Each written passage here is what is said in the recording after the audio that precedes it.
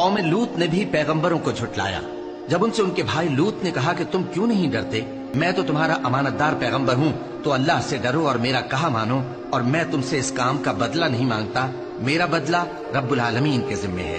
کیا تم دنیا جہان میں سے لڑکوں پر مائل ہوتے ہو اور تمہارے پروردگار نے جو تمہارے لیے تمہاری بیویاں پیدا کی ہیں ان کو چھوڑ دیتے ہو؟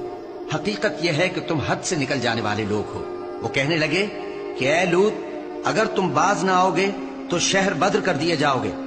لوط نے کہا میں تمہارے کام سے سخت بیزار ہوں، اے میرے پروردگار، مجھ کو اور میرے گھر والوں کو ان کے کاموں کے وبال سے نجات دے۔ سو ہم نے ان کو اور ان کے گھر والوں کو سب کو نجات دی، مگر ایک بڑھیا کے پیچھے رہ جانے والوں میں تھی۔